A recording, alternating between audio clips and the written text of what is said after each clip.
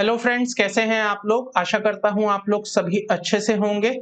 तो स्वागत है आपका हमारी इस इनकम टैक्स प्रैक्टिकल कोर्स की जर्नी में। तो आज की हमारी क्लास 1 में, जिसमें मैं आपके साथ कुछ बेसिक बातें करूंगा इनकम टैक्स कोर्स को स्टार्ट करने से पहले।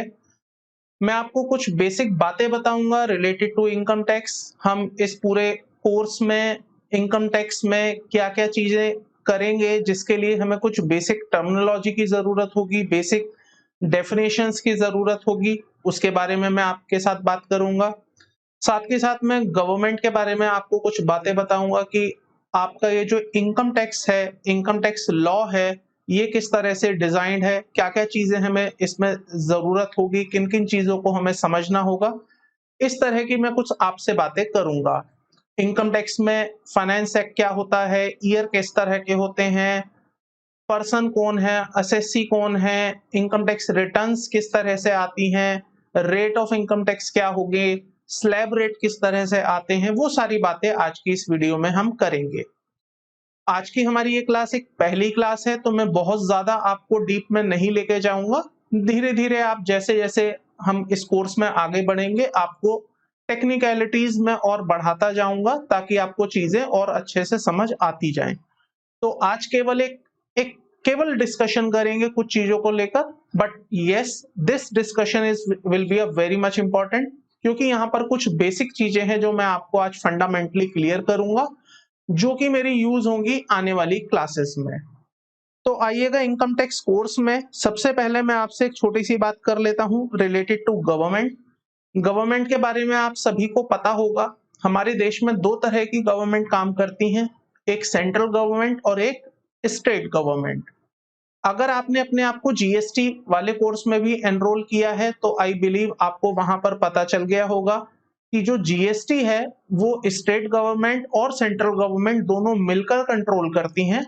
लेकिन जो इनकम टैक्स वाला एरिया है, जिसको कि हम कहते हैं डायरेक्ट टैक्सेशन, वो केवल सेंट्रल गवर्नमेंट रन करती है। मतलब उसका जो टोटल कंट्रोल है, उसमें जो चेंजेस करने की पावर है, लॉ बनाने की पावर है, वो केवल और केवल सेंट्रल गवर्नमेंट के पास है।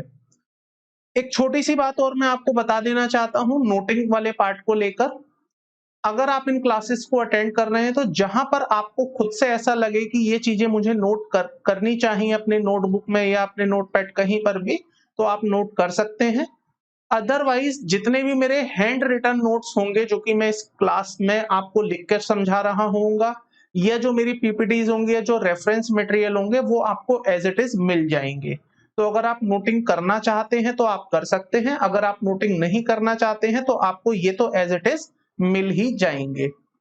तो मैं यहाँ पर लिख देता हूं आपके ईज के लिए, हमारे पास दो तरह की गवर्नमेंट हो गई, एक हो गई सेंट्रल गवर्नमेंट और एक हो गई स्टेट गवर्नमेंट। बट जो हम इनकम टैक्स सब्जेक्ट पढ़ रहे हैं that is governed by the central government only. Clear है हम यहाँ तक। तो गवर्नमेंट पार्ट के बाद मैं आपको अब एक और चीज बता देना चाहता हूं। जब भी कोई गवर्नमेंट टैक्स लगाती है तो टैक्स लगाने के लिए उनके पास पावर होनी चाहिए, और ये जो पावर होती है ये उन्हें कॉन्स्टिट्यूशन से मिलती है। तो हमारे कॉन्स्टिट्यूशन में टैक्स लगाने की पावर को तीन अलग अलग कैटेगरी में डिवाइड किया गया है। तो मैं कह सकता हूं हमारे कॉन्स्टिट्यूशन में टैक्स लगाने के लिए तीन लिस्ट्स बनाई गई हैं। इवन मैं कह सकता हूं लॉ बनाने के लिए तीन लिस्ट बनाई गई हैं। टैक्स तो एक बहुत दूर की बात है। जब हम बात करते हैं लॉ बनाने की पावर किसने दी, तो लॉ बनाने की पावर कॉन्स्टिट्यूशन ने दी, और ये तीन अलग अलग लिस्ट के थ्रू दी, जिसमें एक हमारी लिस्ट आती है लिस्ट 1, जिसको कि हम यूनियन लिस्ट कहते हैं। और जो हम टॉपिक पढ़ने जा रहे हैं, हम अपनी जर्नी तय करने जा रहे हैं इनकम टैक्स, वो हमारा इसी लिस्ट में कवर होता है। तो यहाँ पर इनकम टैक्स लगाने की पावर जो दी गई है that is with the central government. तो यहाँ पर केंद्र सरकार जो होगी, मतलब अभी प्रेजेंट सिनेरियो में मोदी सरकार जो है वो इनकम टैक्स लगाती है, और इनकम टैक्स में कोई भी चेंज या टैक्स लगाने की पूरी पावर उनके पास है। इसी तरह स्टेट को भी कुछ पावर्स असाइन की गई हैं। मैं बहुत ज्यादा डिटेल में इसमें बात नहीं कर रहा हूं because it has a theoretical aspect. मुझे केवल आपको रेलिवेंट बात बतानी है जो कि मेरे प्रैक्टिकल सब्जेक्ट से रिलेटेड है। Otherwise I can also devote almost 2 hour or 3 hour on this particular topic, but that is not required for you when you are looking for a practical knowledge only. So state वालों को भी कुछ power दी गई हैं, तो वो सारी जो लॉ हैं यहाँ पर मेंशन किए गए हैं लिस्ट 2 में। तो यहाँ पर जो भी कोई मैटर लिखा होगा लिस्ट 2 में, उस पर कानून बनाने की जो पावर्स हैं वो सारी स्टेट को दी गई हैं। आप जीएसटी के बारे में अगर मुझसे पूछते हैं तो मेरी राय ये है, क्योंकि जीएसटी स्टेट और सेंट्रल दोनों द्वारा चलाया जाता है, तो वो लिस्ट 1 और लिस्ट 2 इस तरह से ही कहीं कवर होना चाहिए। बट इसकी बेहतर जानकारी आपको राहुल सर अच्छे से दे पाएंगे, because he is the expert in the GST, तो वो ज्यादा बेटर बता पाएंगे कि जीएसटी किस लिस्ट में कवर होता है। इसी तरह से हमारे पास एक कॉन्करेंट लिस्ट और होती है, जहां पर केंद्र और स्टेट दोनों मिलकर कानून बनाने की बातें करती हैं, दोनों मिलकर उस पर कोई लॉ बनाती हैं, बट वो नॉन टैक्स मैटर्स ही हो सकते हैं, जैसे एजुकेशन या हेल्थ। तो इस पर अगर कोई कानून बनाने की बात आएगी और जहां पर दोनों को ही पावर दी गई होंगी, सेंटर को स्टेट को, तो वो कॉन्करेंट लिस्ट में कवर किए जाएंगे। आइएगा अब बात कर लेते हैं टैक्सेस की। हमारे हिंदुस्तान में कितने तरह के टैक्स होते हैं, तो अगर आप किसी बच्चे से भी पूछेंगे वो भी आपको बता पाएगा कि आज की डेट में हमारे पास 2 तरह के टैक्सेस होते हैं, एक होता है डायरेक्ट टैक्स और एक होता है इनडायरेक्ट टैक्स। डायरेक्ट टैक्स में आपका कवर किया जाता है इनकम टैक्स और इनडायरेक्ट टैक्स में आप कवर करते हैं जीएसटी को। तो यहां पर मैं लिख देता हूं, direct tax means income tax जो कि सीधा जिस व्यक्ति पर लगते हैं उसी को पे करने होते हैं। तो मान लीजिए आप इनकम कमाते हैं, अगर सरकार आपकी इनकम पर टैक्स लगाती है तो वो इनकम टैक्स आप ही को पे करना है, कोई और नहीं आएगा उस टैक्स को पे करने के लिए।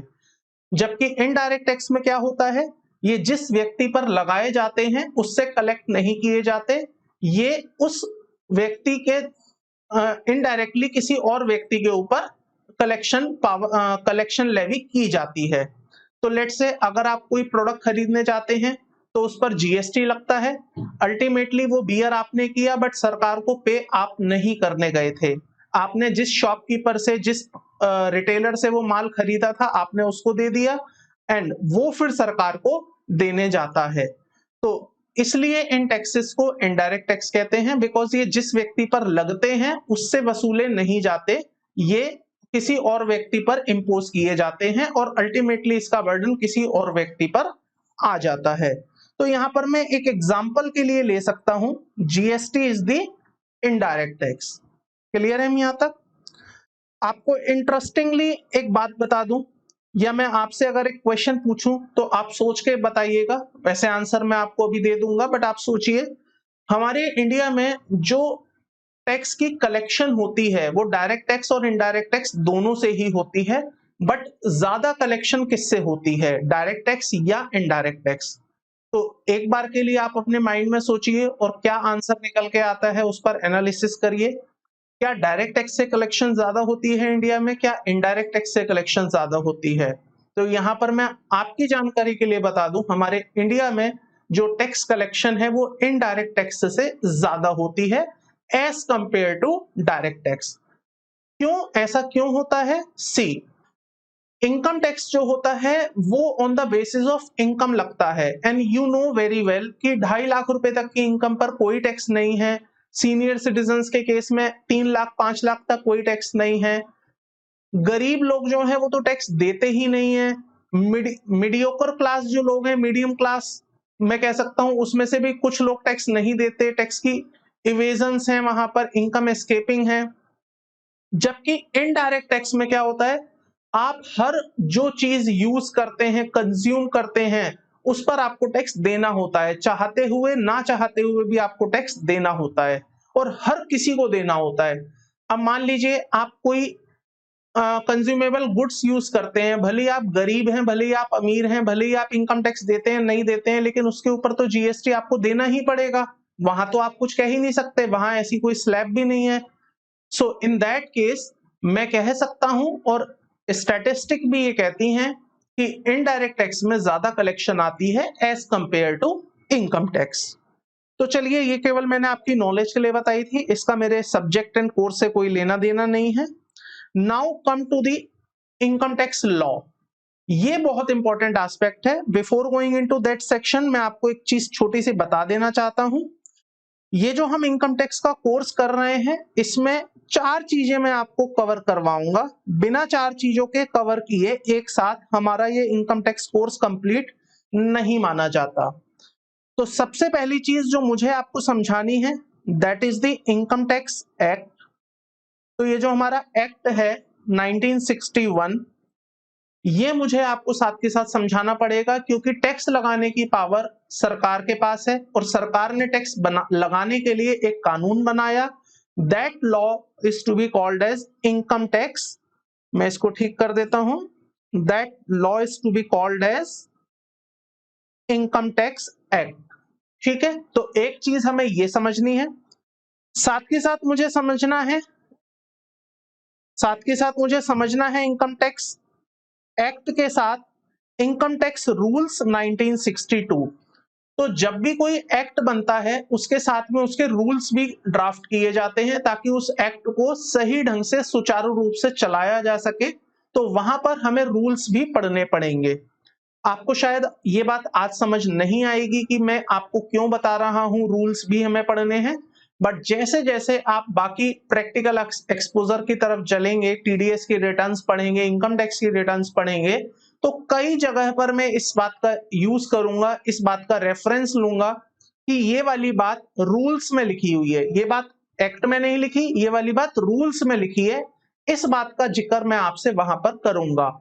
तो वहां पर प्रैक्टिकली चीजों को समझने के लिए, आसान बनाने के लिए, the only income tax act will not work, we have to analyse the income tax rules also. अब रूल के साथ साथ हमें एक और चीज समझनी है that is the notification, circular, clarification, explanation issued by the CBDT. CBDT क्या है मैं आपको बता दूं। जैसे हमारे देश में 2 तरह के लॉ हैं, एक टैक्सेस हैं, एक डायरेक्ट टैक्स, एक इनडायरेक्ट टैक्स। तो जो डायरेक्ट टैक्स है उसको कंट्रोल करती है CBDT, central board of direct taxes. आप चाहें तो इसे लिख सकते हैं, central board of direct taxes. और इसी तरह से हमारे पास है CBIC, central board of indirect tax and customs. Clear? तो यहां पर आप लिख सकते हैं indirect tax and customs. Customs मतलब इंपोर्ट करते समय जो आप टैक्स देते हैं दैट इज कॉल्ड कस्टम्स। तो हमें यहां पर इनकम टैक्स लॉ में, जब हम इनकम टैक्स का कोर्स कर रहे हैं प्रैक्टिकल कोर्स, तो इनकम टैक्स लॉ को समझना पड़ेगा। और इनकम टैक्स लॉ केवल और केवल इनकम टैक्स एक्ट नहीं है। Income tax law includes income tax rules, include notification, circular, clarification, explanation issued by the CBDT. Sir ये क्या होती है नोटिफिकेशन, सर्कुलर, क्लैरिफिकेशन? तो मैं बता देता हूं। समय समय पर income tax department means CBDT notifications issue करता है। अगर उसको कहीं कोई चेंज करना होता है, अगर कोई टेम्परेरी वहां पर उसको नोटिफिकेशंस या नोटिफाई करना होता है किसी भी चीज को। फॉर एग्जांपल आपको रिसेंटली याद होगा इनकम टैक्स रिटर्न्स की डेट बढ़ गई हैं। कैसे बढ़ गई? क्या उन्होंने एक्ट में कोई बदलाव किया? नहीं। क्या उन्होंने रूल्स में बदलाव किया? नहीं। उन्होंने जस्ट एक नोटिफिकेशन निकाली कि हम इस दिन इस नंबर की नोटिफिकेशन दे रहे हैं कि आपकी इनकम टैक्स रिटर्न फाइल करने की जो ड्यू डेट है that has been extended to 30th सितंबर और 31st ऑफ अक्टूबर अकॉर्डिंगली। तो ये कैसे हुआ काम? ये नोटिफिकेशन से हुआ। इसके लिए एक्ट में बदलाव करने की कोई जरूरत नहीं पड़ी। Similarly circulars, so sometimes department means CBDT have to issue a circular regarding some section, regarding some provision, और ये सर्कुलर्स इशू किए जाते हैं किसको? असेसीज को, डिपार्टमेंट को, मल्टीपल इंटरलिंक्ड डिपार्टमेंट्स को। तो ऐसे में जब सीबीडीटी कोई सर्कुलर्स इशू करती है जिसमें वो कोई क्लैरिफिकेशन दे सकती है, जिसमें कोई एक्सप्लेनेशन भी दे सकती है, या जिसमें ऐसा कोई नोटिफिकेशन जारी कर सकती है, तो मैं कह सकता हूं नोटिफिकेशन, सर्कुलर लगभग एक तरह की चीज होते हैं। क्लैरिफिकेशन, किसी सेक्शन को क्लैरिफाई करना है, किसी लॉ को क्लैरिफाई करना है, तो सीबीडीटी वहां पर क्लैरिफिकेशंस इशू करती है। Those clarifications also part of a income tax law. तो जब आप इनकम टैक्स लॉ पढ़ रहे हैं तो इसका मतलब केवल आप ये मत समझिएगा कि आप केवल इनकम टैक्स एक्ट पढ़ रहे हैं। एक्ट के साथ साथ रूल्स, रूल्स के साथ साथ notification, circular, explanation and clarification, ये सब आपको पढ़नी है। अब बात कर लेते हैं, last but not the least is the case laws. तो सम टाइम क्या होता है दोस्तों, इनकम टैक्स में कुछ चीजें ऐसी होती हैं जो लॉ में लिखी हुई हैं, मतलब एक्ट में लिखी हुई हैं, बट हमारे हिंदुस्तान में कोर्ट्स होते हैं, बहुत सारे कोर्ट्स आपने सुने होंगे। एक होता है लोअर कोर्ट जिसको हम सेशन कोर्ट कहते हैं, फिर आता है हमारा हाई कोर्ट और फिर आता है सुप्रीम कोर्ट। तो ये जो कोर्ट्स हैं ये भी अपने अपने बेसिस पर, अपने अपने केसेस के आधार पर जजमेंट्स इशू करती हैं, और ये जो जजमेंट्स होती हैं ये भी एक तरह के अपने कानून बन जाते हैं। सो क्या होता है generally, that is the practical thing which you should know. जब भी कोई इनकम टैक्स में जजमेंट आती है बाय द सुप्रीम कोर्ट, जब भी कोई इनकम टैक्स में जजमेंट आती है बाय द सुप्रीम कोर्ट, तो वो जजमेंट अपने आप में कानून बन जाती है। उस जजमेंट को कोई भी ओवररूल नहीं कर सकता, उस जजमेंट को कोई भी ओवररूल नहीं कर सकता, क्योंकि supreme court is the higher authority in India. अब सुप्रीम कोर्ट के ऊपर तो कोई कोर्ट है नहीं, तो ऐसे में अगर किसी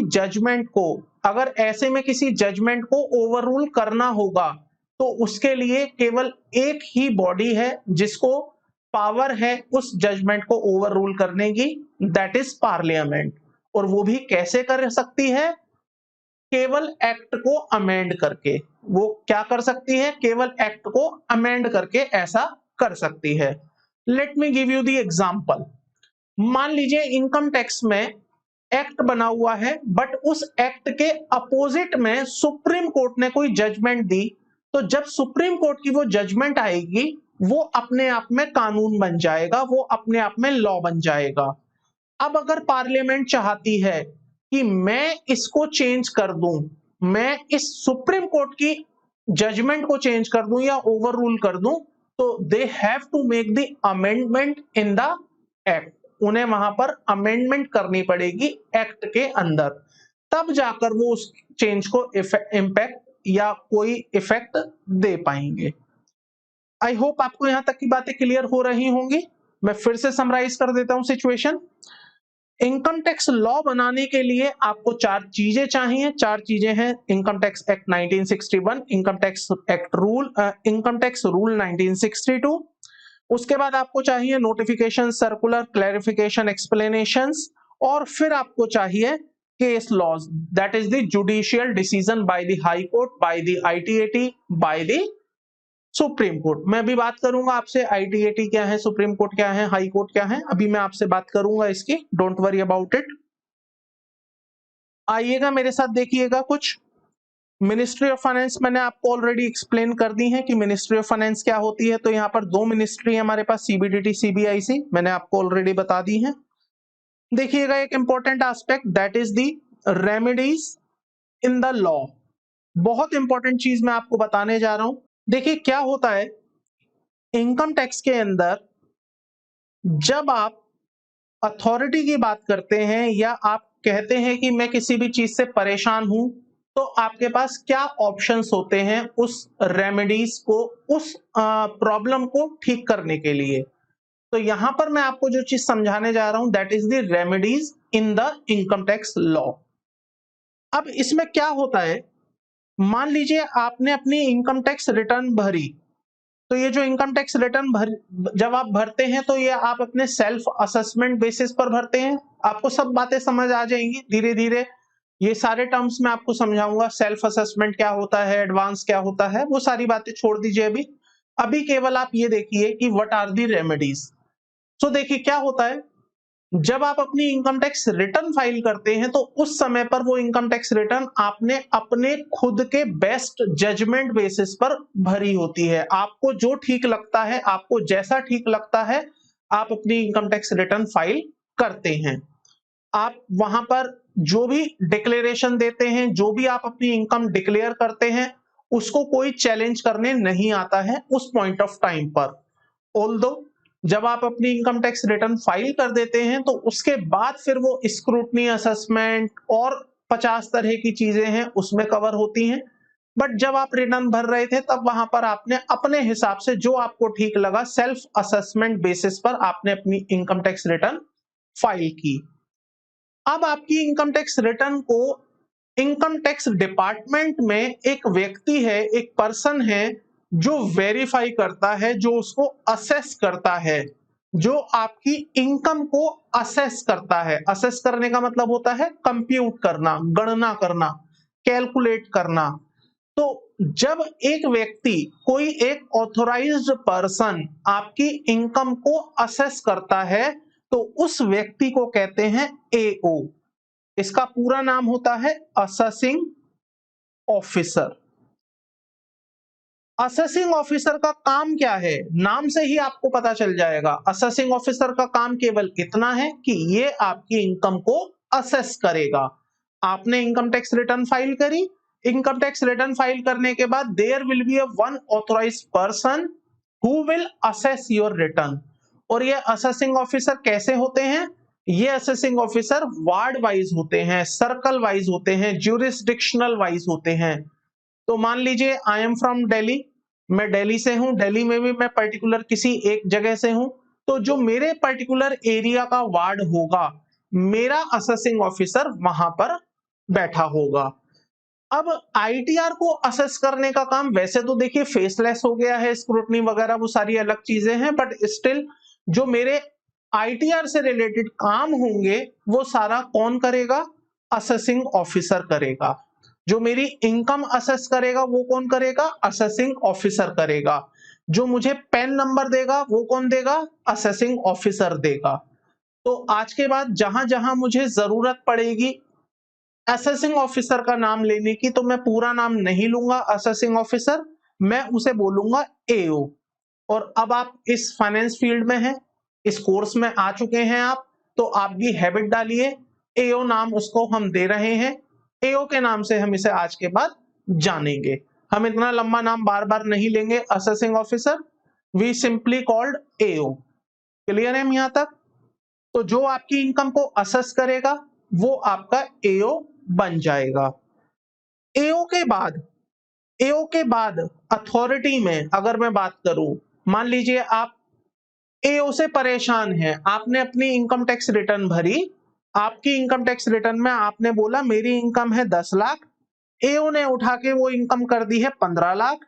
अब आप परेशान हैं और आप फाइट करना चाहते हैं, आप लड़ना चाहते हैं, आप एओ के अगेंस्ट जाना चाहते हैं, आप एओ को चैलेंज करना चाहते हैं, आप चाहते हैं कि मेरी इनकम 10 लाख ही रहे, 15 ना हो। आप इस बात को अगर चैलेंज करना चाहते हैं तो ये चैलेंज करने की पावर आपको इनकम टैक्स लॉ में मिलती है। लेकिन ये चैलेंज आप करेंगे किसको, कहां पर जाके करेंगे? तो एओ के ऊपर एक और हायर अथॉरिटी है जिसको कि हम कहते हैं CIT appeal, commissioner of income tax appeal.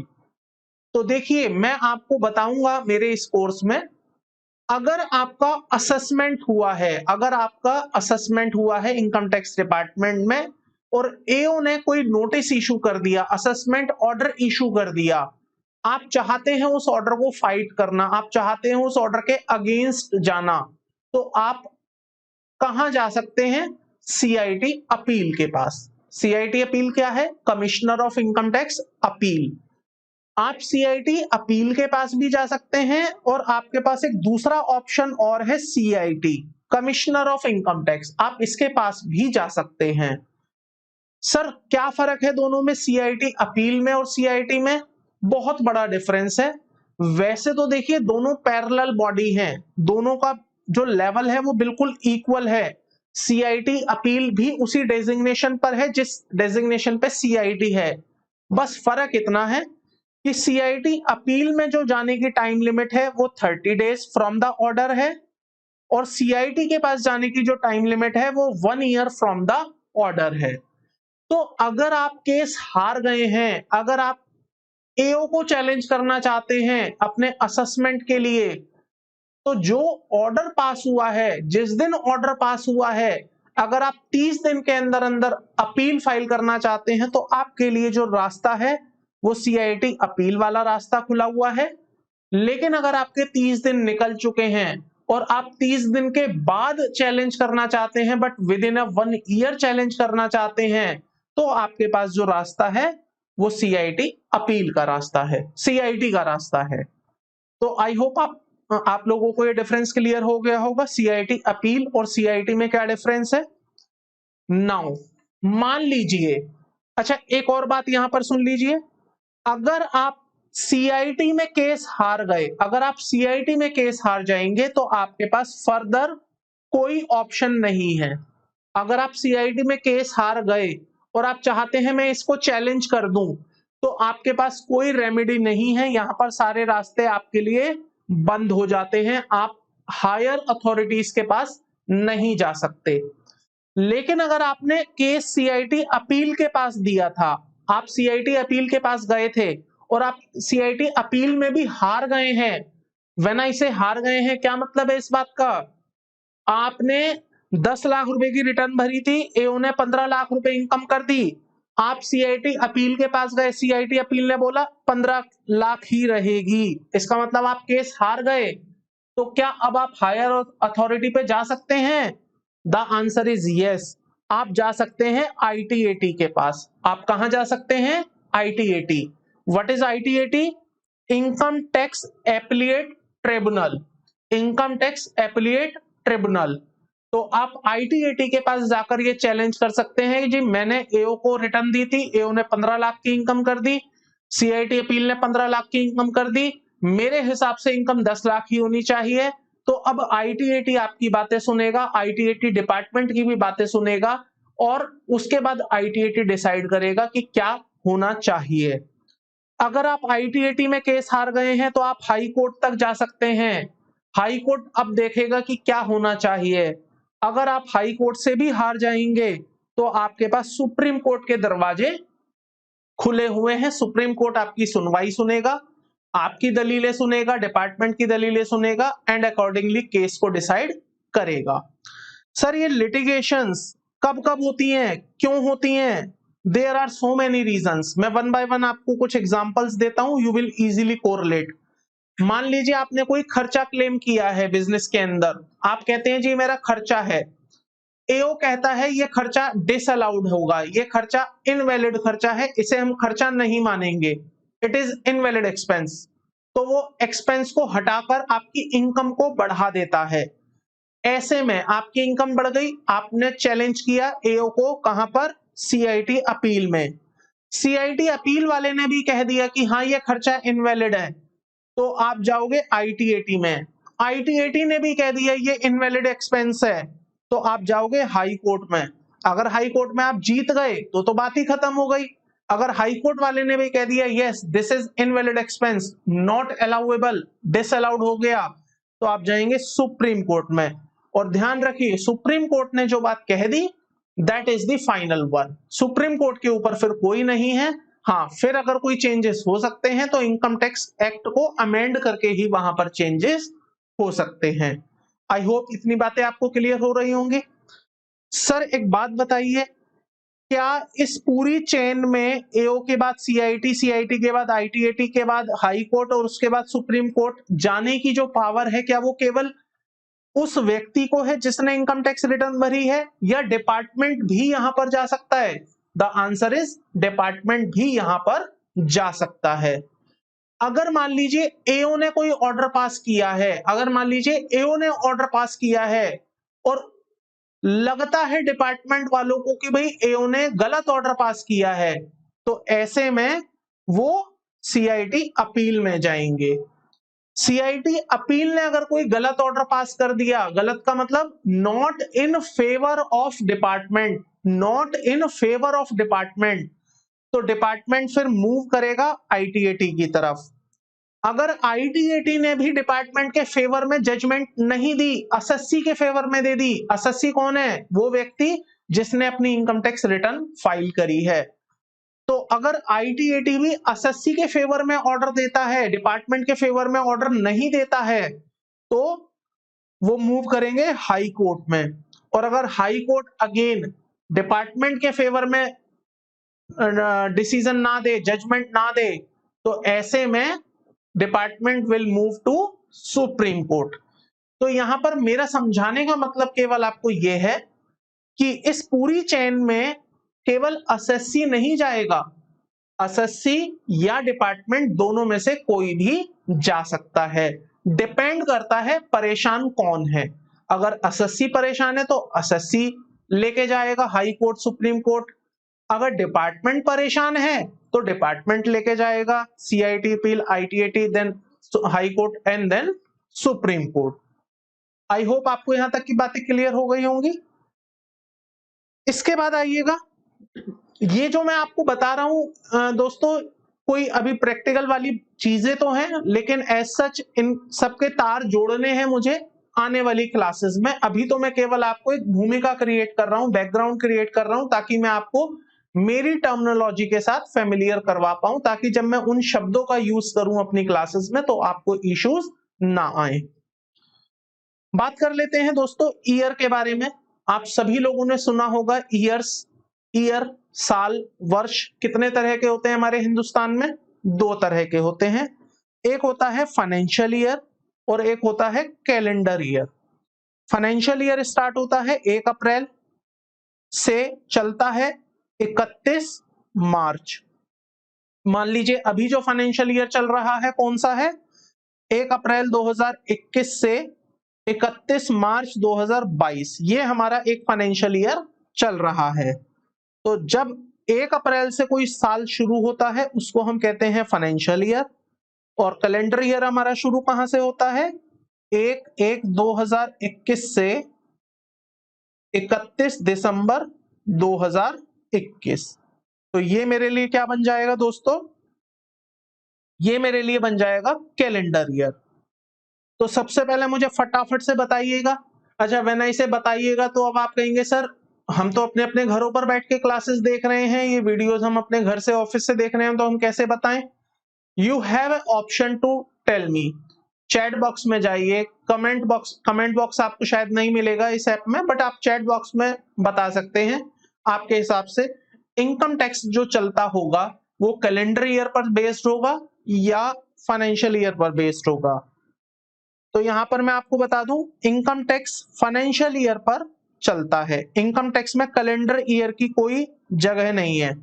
Income tax वाले कैलेंडर ईयर को कोई इंपॉर्टेंस नहीं देते। Income tax always works on financial year. ठीक है, तो जब भी इनकम टैक्स हम पढ़ेंगे, हम कोई भी बात करेंगे, तो हमारे दिमाग में केवल और केवल फाइनेंशियल ईयर चलना चाहिए। फटाफट से मुझे बताइए, फाइनेंशियल ईयर जो हम अभी पढ़ रहे हैं वो क्या है? 2021-22। तो हमारा फाइनेंशियल ईयर है 21-22। क्लियर है यहां तक? कोई डाउट है किसी को भी यहां पर? नहीं। सुनिएगा, जो आपका फाइनेंशियल ईयर होता है वही आपका प्रीवियस ईयर भी होता है। तो अभी जो आपका फाइनेंशियल ईयर चल रहा है 2021-22, अगर मैं इसको पूरा एक्सप्लेन करूं तो ये क्या निकल के आएगा? 1/4/2021 से लेकर 31 मार्च 2022। और यही मेरा प्रीवियस ईयर है, याद रखिएगा, यही मेरा प्रीवियस ईयर है। तो जब भी आपसे कोई पूछे व्हाट इज प्रीवियस ईयर, या जब आप काम करने जाएं तो प्रीवियस ईयर आपके सामने कई बार आएगा वर्ड, वहां फाइनेंशियल ईयर वर्ड आपके सामने नहीं आएगा, प्रीवियस ईयर वर्ड आपको बार बार दिखाई देगा। 2 वर्ड दिखाई देंगे, अभी मैं दूसरा वर्ड भी आपको बताऊंगा, असेसमेंट ईयर है।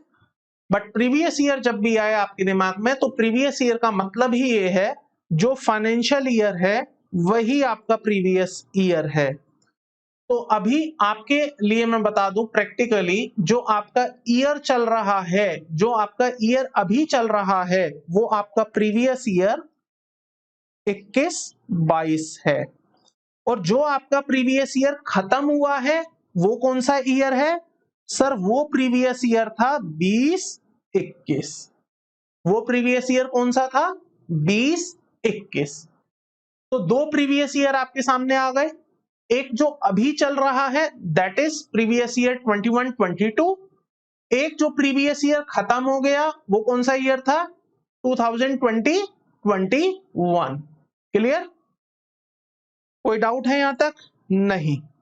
अब देखिए क्या होता है, जब आप पूरे एक साल में अपनी इनकम अर्न करते हैं, ये आप इनकम अर्न कर रहे हैं पूरे एक साल में, ये आपका एक फाइनेंशियल ईयर चल रहा था, दैट्स ए फाइनेंशियल ईयर 2020-21। तो जब आपने इस पूरे एक साल में इनकम कमाई है तो इस इनकम पर आपको टैक्स कब देना होता है, जब ये साल पूरा खत्म हो जाता है। आपने पूरे एक साल इनकम कमाई, लगकर मेहनत करके आप इनकम कमा रहे हैं, लेकिन इस इनकम पर आपको टैक्स कब देना है, जब ये साल आपका खत्म हो जाएगा। तो ये साल कब खत्म होगा, ये साल खत्म होगा 31/3/2021 को। अब आपको इनकम टैक्स देना है कौन से वाले साल में, आपको इनकम टैक्स देना है इसके नेक्स्ट ईयर में। तो नेक्स्ट ईयर कब स्टार्ट होगा, 1/4/2021 से लेकर 31/3/2022 तक, ये आपका अगला वाला साल है। आपको टैक्स देना है यहां पर, यस और नो? यस। समझ आ रही है ना यहां तक की बातें? अगर समझ नहीं आए वीडियो को पॉज करिएगा, कमेंट चैट बॉक्स में जाइए, वहां पर अपनी क्वेरी रेस करिए, फिर आगे वीडियो को देखिएगा। तो देखिए क्या चीज है यहां पर जो मैं आपको बोलना चाह रहा हूं, आपने इनकम कमाई है इस वाले ईयर में, जो कि आपका ईयर चल रहा था 2021, लेकिन आपको इनकम टैक्स देना है अगले वाले साल में, जो कि आपका ईयर लग जाएगा 2021 से 22। तो यहां क्या हो रहा है, एक साल में आप इनकम कमाते हैं और दूसरे साल में आप उस इनकम को असेस करते हैं। असेस करने का मतलब आप कंप्यूट करते हैं कि आपने पिछले साल में क्या इनकम कमाई थी। देखिए ऐसा नहीं हो सकता ना दोस्तों कि आप इनकम कमाते रहें और टैक्स देते रहें, कमाते रहें और देते रहें। भाई जब तक आपको ये नहीं पता चलेगा मेरी टोटल इनकम कितनी है, तब तक आप टैक्स कैसे दे पाएंगे। तो टोटल इनकम को पता करने के लिए आपको पूरा साल खत्म होने का इंतजार करना होगा। जब पूरा साल खत्म हो जाएगा, अगले साल आपको पता चलेगा कि आपने पिछले साल में कितनी इनकम कमाई थी, तब आप उस इनकम को असेस करेंगे, तब आप उस इनकम को कंप्यूट करेंगे, तब आप उस इनकम के ऊपर जो इनकम टैक्स लग रहा है उसे कंप्यूट करेंगे, और तब आप वो इनकम टैक्स सरकार को पे करेंगे। तो यहां पर इस वाले साल को, जिस ईयर में आप अपनी इनकम कंप्यूट करते हैं, जिस ईयर में आप अपनी इनकम असेस करते हैं, उसे हम कहते हैं असेसमेंट ईयर। तो मुझे फटाफट से बताइएगा सोचकर, मेरा फाइनेंशियल ईयर 2021 में जो मैंने इनकम कमाई होगी, मतलब मैंने प्रीवियस ईयर 2021 में जो इनकम कमाई होगी, उस पर मुझे टैक्स कब देना है, उस पर मुझे टैक्स अब देना है। अब क्या चल रहा है, अगस्त चल रहा है, तो अगस्त में, सितंबर में मैं उसके ऊपर इनकम टैक्स पे करूंगा। तो मेरा असेसमेंट ईयर कौन सा हो गया, मेरा असेसमेंट ईयर हो गया 21-22। मेरा असेसमेंट ईयर कौन सा हो गया, 21-22। अच्छा, जो अब मेरा प्रीवियस ईयर चल रहा है, अब कौन सा प्रीवियस ईयर चल रहा है, बताएंगे जरा मुझे, अभी कौन सा प्रीवियस ईयर चल रहा है। अभी आपका प्रीवियस ईयर चल रहा है सर, मेरा प्रीवियस ईयर अभी चल रहा है 21-22। तो इसका जो असेसमेंट ईयर आएगा वो कब आएगा, जब 31 मार्च 2022 आ जाएगी, साल खत्म हो जाएगा, अगला साल शुरू हो जाएगा, तो वो वाला साल असेसमेंट ईयर बन जाएगा। किसके लिए, इस करंट वाले प्रीवियस ईयर के लिए। तो इसका जो असेसमेंट ईयर होगा वो होगा 2022-23। आर यू क्लियर और नॉट, बताइए, समझ आ गई हैं ये बातें? ठीक है जी। अगर कोई भी डाउट हो तो प्लीज पूछिएगा, डाउट को अनआंसर्ड मत रखिएगा, अदरवाइज आपको चीजें समझने में थोड़ी तकलीफ हो सकती है। तो अगर हम यहां तक क्लियर हैं तभी हम आगे बढ़ेंगे, अदरवाइज आप मुझसे डायरेक्टली कांटेक्ट करके अपनी क्वेरी रिजॉल्व करवा लीजिएगा। आई होप आपको असेसमेंट ईयर प्रीवियस ईयर में कोई दिक्कत नहीं होगी। आइएगा बात कर लेते हैं इसके बाद एक और इंपॉर्टेंट चीज, that is the finance act. तो देखिए मैं यहां पर आपको फिर से बता दूं एक बात, हमारा प्रीवियस ईयर चल रहा है 2020-21 जो कि खत्म हो चुका है। हम असेसमेंट ईयर में जी रहे हैं जो कि है 21-22। इसका मतलब आप जो इनकम टैक्स रिटर्न भरेंगे, अब अगर आप किसी के इनकम टैक्स रिटर्न भरेंगे तो वो आप इनकम टैक्स रिटर्न भरेंगे असेसमेंट ईयर 21-22 की। आप जो असेसमेंट ईयर की रिटर्न भरेंगे वो भरेंगे 21-22 की। यहां तक कोई डाउट नहीं है। अब ये जो असेसमेंट ईयर 21-22 है, इसके ऊपर कौन सा एक्ट अप्लाई होगा? कौन सा एक्ट अप्लाई होगा? इनकम टैक्स होगा?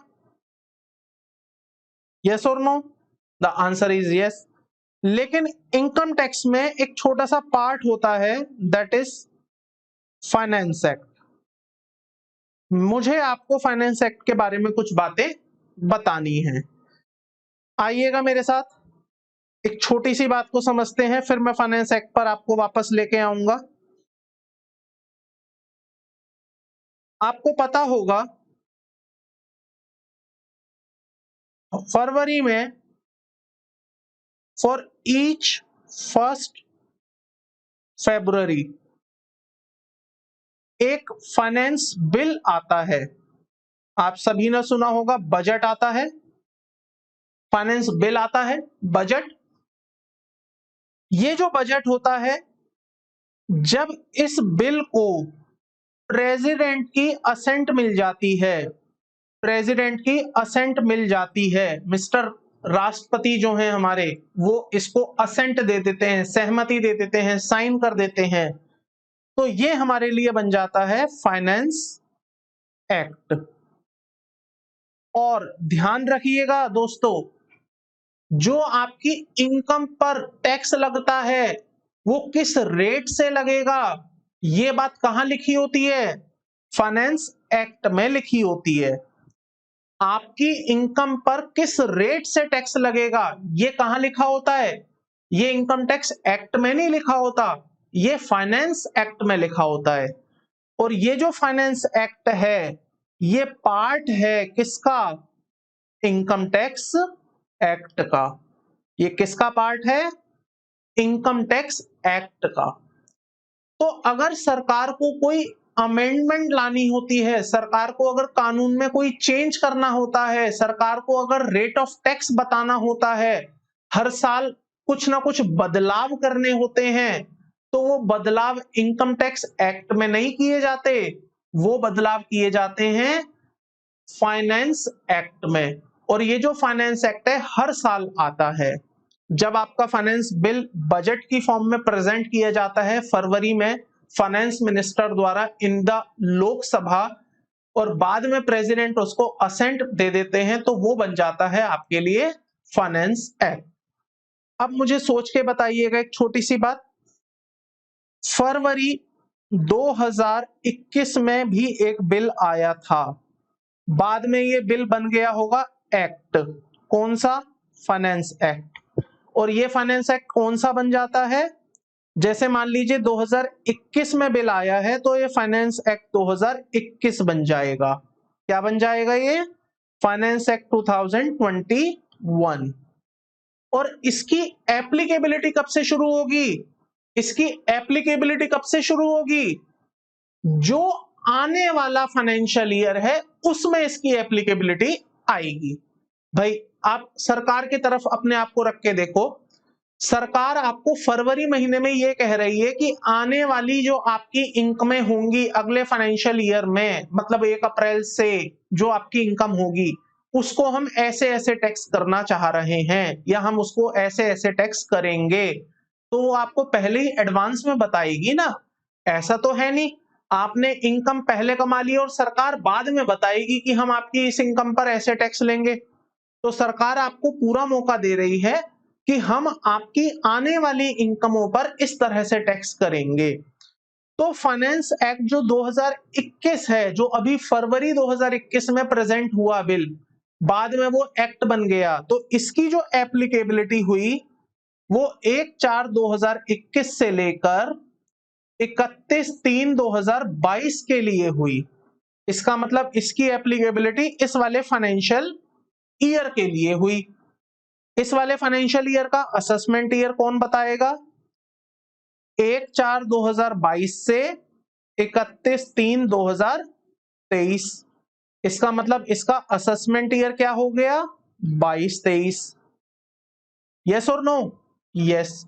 तो अब आप आगे खुद समझदार हैं, मुझे एक बार क्विकली सोच के बताइए, जो ईयर हम पढ़ रहे हैं अभी, जो ईयर हम अपने अंडर कंसिडरेशन में लेके आए हैं, हमारा कौन सा ईयर है? Assessment year 21-22। तो इस पर कौन सा फाइनेंस एक्ट चल रहा होगा? इस पर कौन सा फाइनेंस एक्ट चल रहा होगा? तो सर इस पर जो फाइनेंस एक्ट चल रहा होगा वो चल रहा होगा 2020। कैसे?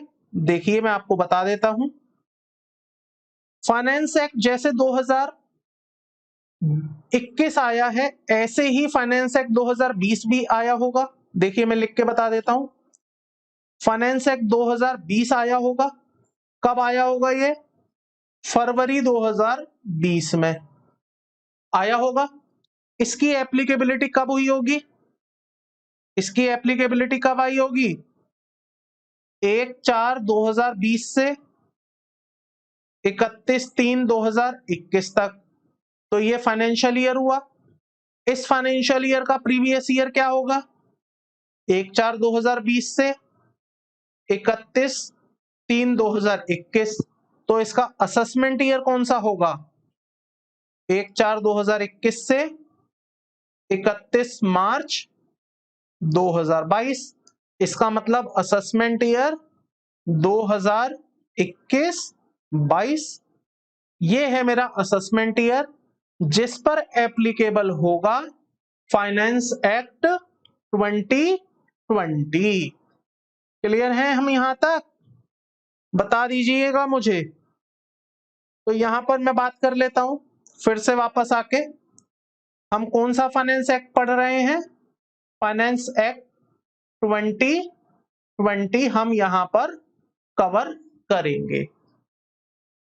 दोस्तों एक और मजे की बात मैं आपको बता दूं, हम यहां पर फाइनेंस एक्ट 2020 भी पढ़ेंगे और हम यहां पर फाइनेंस एक्ट 2021 भी पढ़ेंगे। मैं ऐसा क्यों कह रहा हूं, सुनिए मेरी बात को, बहुत इंपॉर्टेंट बात और प्रैक्टिकल बात आपको बहुत काम आने वाली है।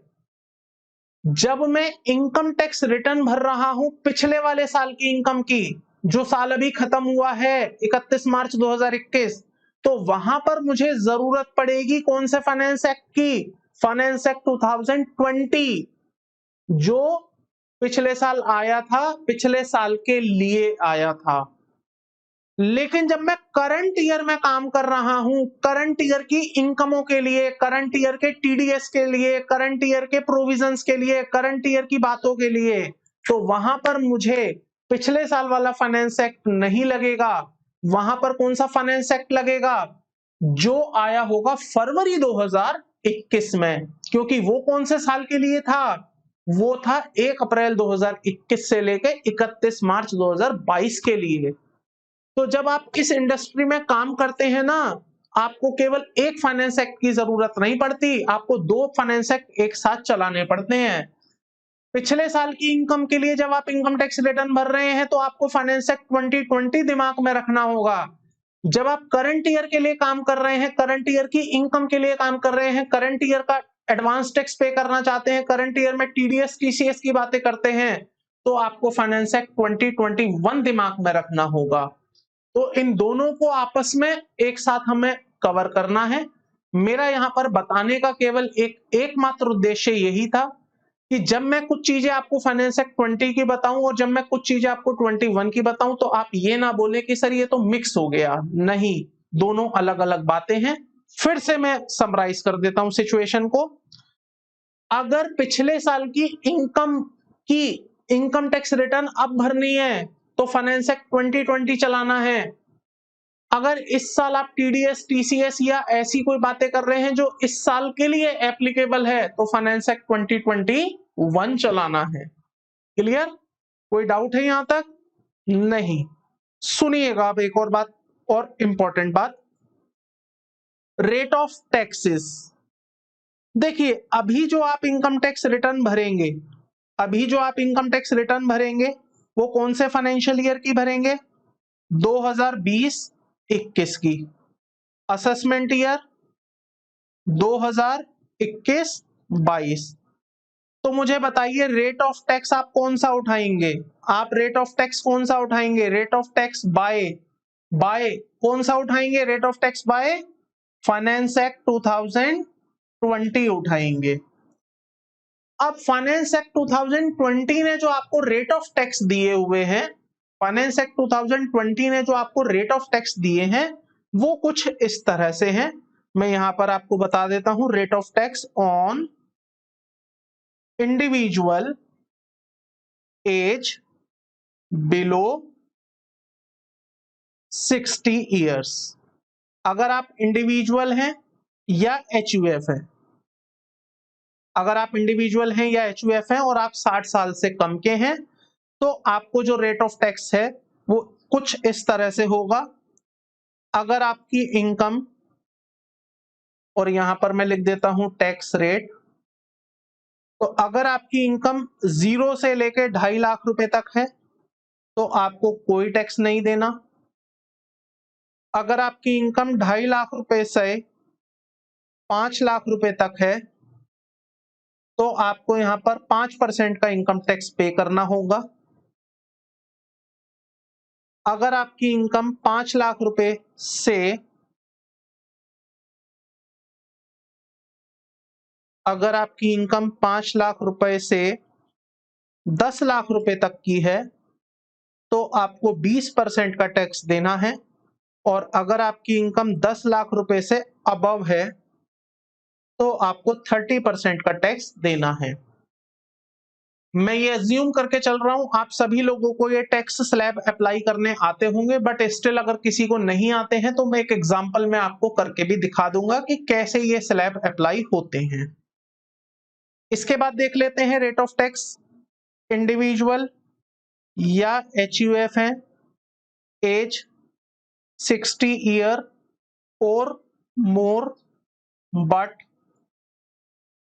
लेस देन 80 ईयर्स हैं। अगर आप 60 साल से ऊपर हैं लेकिन 80 साल से कम के हैं तो आपको 0 से 3 लाख रुपए तक कोई टैक्स नहीं देना है।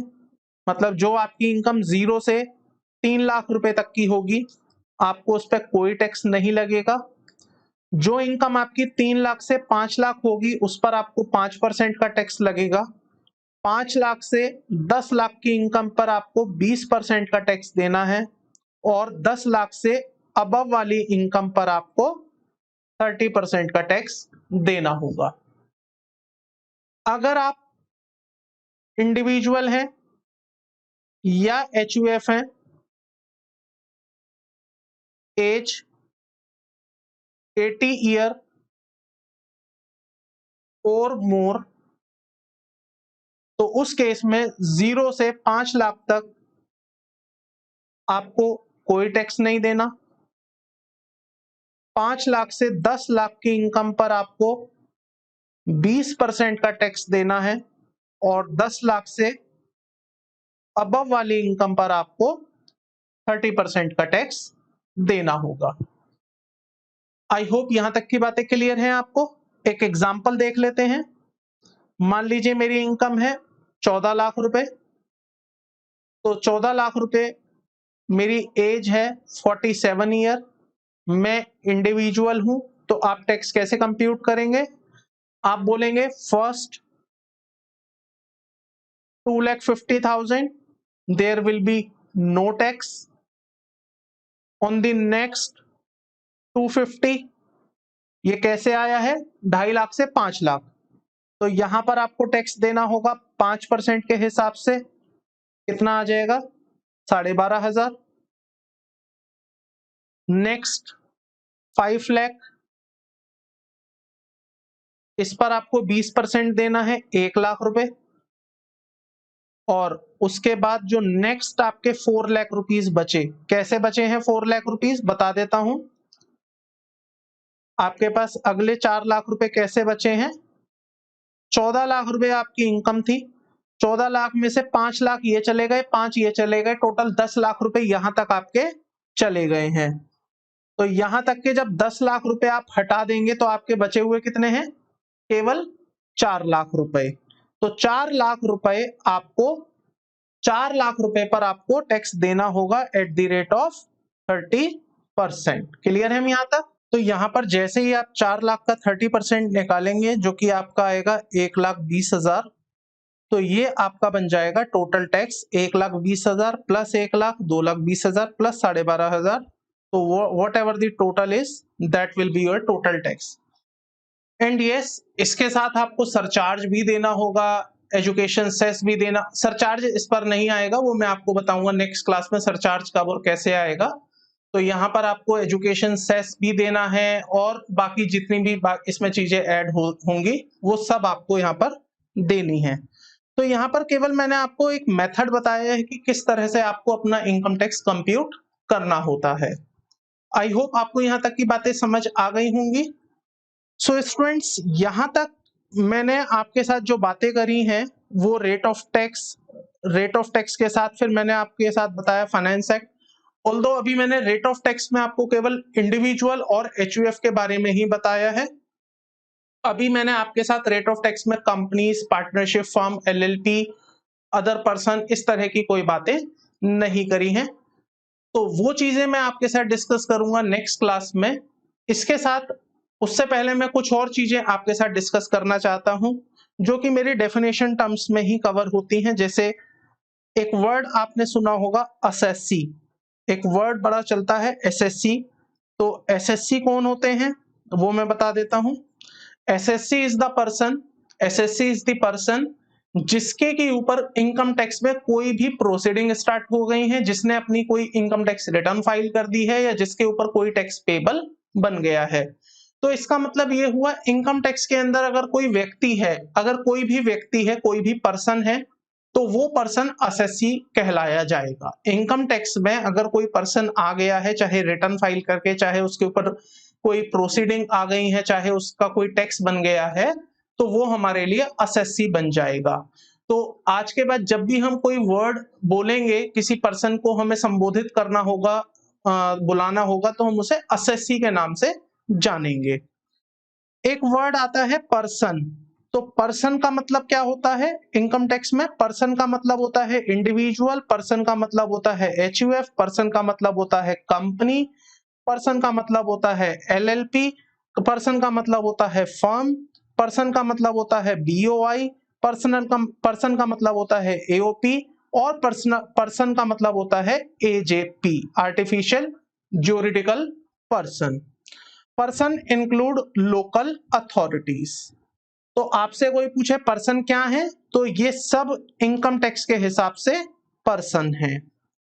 याद रखिएगा, ये सब इनकम टैक्स के हिसाब से पर्सन है और यही सब आपके क्लाइंट भी है। आपके पास क्लाइंट कौन हो सकते हैं? आपके पास क्लाइंट में इंडिविजुअल हो सकता है, आपके पास एचयूएफ क्लाइंट हो सकता है, आपके पास कंपनी क्लाइंट हो सकती है, LLP, firm, BOI, AOP, AJP और लोकल अथॉरिटी, कोई भी आपका क्लाइंट हो सकता है। आपको एक डिफरेंस समझना जरूरी है एओपी और बीओआई में, वो आप समझ लीजिए, body of individual and association of person. So body of individual का मतलब होता है जब एक से ज्यादा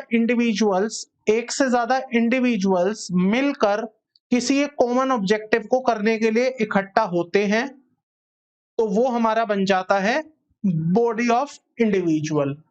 अगर ऐसा कोई ऑर्गेनाइजेशन जो कि फर्म नहीं है, कंपनी नहीं है, एलएलपी नहीं है, एजेपी नहीं है, और वो इंडिविजुअल्स का ग्रुप है, मिलकर काम कर रहे हैं, कॉमन ऑब्जेक्टिव शॉर्ट टर्म, तो वो हमारे लिए बॉडी ऑफ इंडिविजुअल बन जाता है।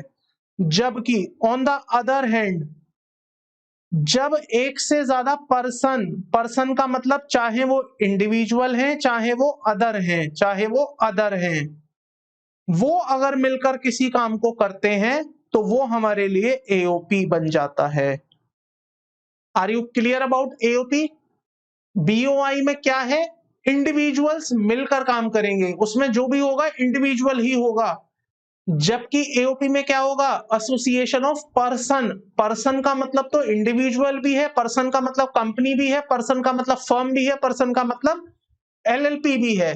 तो जब किसी ग्रुप में एक कंपनी मिल गई, एक फर्म मिल गई, एक इंडिविजुअल आ गया, एक एचयूएफ आ गया, एक एलएलपी आ गई, या ऐसा कोई भी कॉम्बिनेशन हो गया, तो वो जो ग्रुप बनेगा उसको हम कहेंगे एओपी, एसोसिएशन ऑफ पर्सन मतलब इंडिविजुअल, एचयूएफ, सब मिलाकर पर्सन है।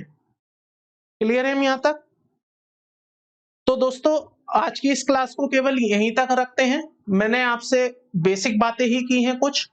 नेक्स्ट क्लास में जो नेक्स्ट वीडियो आपको मिलेगी उसमें मैं आपको बताऊंगा rate of tax, surcharge, marginal relief and some rebates, जो कि आपको अप्लाई करनी होती हैं जब आप इनकम टैक्स रिटर्न्स फाइल कर रहे होते हैं, प्रैक्टिकली उसको कर रहे होते हैं।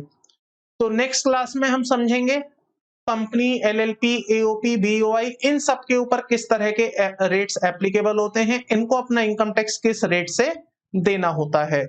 आज की क्लास को यहीं तक रखते हैं। आई होप आपको ये वीडियो पसंद आई होगी, पूरा लेक्चर आपको समझ आ गया होगा। अगर आपको इस लेक्चर से रिलेटेड या इस वीडियो से रिलेटेड या किसी भी कॉन्सेप्ट से रिलेटेड कोई भी डाउट है, कंफ्यूजन है, तो आप डायरेक्टली मुझसे कनेक्ट हो सकते हैं व्हाट्सएप, टेलीग्राम, ईमेल या फिर फोन पर। मैं आपकी डेफिनेटली उस क्वेरी को रिजॉल्व कर दूंगा। एक इंपॉर्टेंट अनाउंसमेंट मैं यहां पर करना चाहता हूं उन लोगों के लिए, तो अगर आप में से कोई भी इस वीडियो को, इस लेक्चर को YouTube पर, फेसबुक पर या एनी अदर प्लेटफॉर्म पर देख रहे हैं इस ऐप के अलावा, और आप चाहते हैं अपने आप को प्रैक्टिकल कंसेप्चुअल क्लैरिटी के साथ प्रैक्टिकली अपडेट करना और इनकम टैक्स की प्रैक्टिकल नॉलेज लेना, इवन अगर आप जीएसटी की प्रैक्टिकल नॉलेज भी लेना चाहते हैं, तो हमारी ऐप पर ऑफर चल रहा है अभी कुछ लिमिटेड टाइम के लिए, जिसमें आप इनकम टैक्स एंड जीएसटी के प्रैक्टिकल कोर्स के लिए एनरोल हो सकते हैं। यहां पर अभी आपको 50% का डिस्काउंट मिल रहा है एंड 50% डिस्काउंट के बाद आपको ये दोनों कोर्स केवल 6,000 रुपए में पड़ेंगे, जिसकी कोई लिमिट नहीं है व्यूज की। आप इसको अनलिमिटेड व्यूज तक देख सकते हैं। साथ के साथ आपको बुक्स मटेरियल भी साथ में दिया जाएगा, जो भी इसके नोट्स रहेंगे वो पीडीएफ फॉर्म में आपको दिए जाएंगे, सॉफ्ट कॉपी फॉर्म में, जिसको कि आप प्रिंट आउट निकलवा कर रेफरेंस मटेरियल बतौर यूज कर सकते हैं। आपको 3 महीने का सपोर्ट भी दिया जाएगा। इस कोर्स के खत्म होने के 3 महीने के अंदर अंदर अगर आपको कोई क्वेरी है, कंफ्यूजन है या कोई अपडेट आता है, वो भी आपको दिया जाएगा और आपकी रेगुलर बेसिस पर क्वेरीज भी सॉल्व की जाएंगी। तो अगर आपने अभी तक अपने आप को एनरोल नहीं किया है इस कोर्स के लिए और आप अपने आप को प्रैक्टिकली अपडेट करना चाहते हैं, प्रैक्टिकली कैपेबल करना चाहते हैं, ताकि आप मार्केट में काम कर पाएं, ताकि आप इंडस्ट्री से काम ले पाएं, ताकि आप अपनी जॉब ले पाएं या आप इंटरव्यू क्रैक कर पाएं और एक्चुअल में प्रैक्टिकल काम कर पाएं, तो this is the best time to update you and enroll for the course। आप फटाफट से ऐप पर आइए, कोर्स में ऑफर चल रहा है, फटाफट से उस ऑफर को अवेल कीजिए और अपने आप को इस कोर्स के लिए एनरोल कीजिए।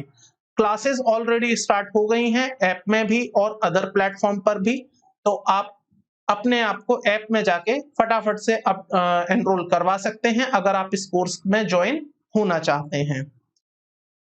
ओके दोस्तों, आज की वीडियो में केवल इतना ही था, आज के लेक्चर में केवल इतनी ही बातें काफी हैं। मिलते हैं जल्दी आपसे नेक्स्ट क्लास में रिमेनिंग टॉपिक्स के साथ। तब तक के लिए थैंक यू, बाय बाय।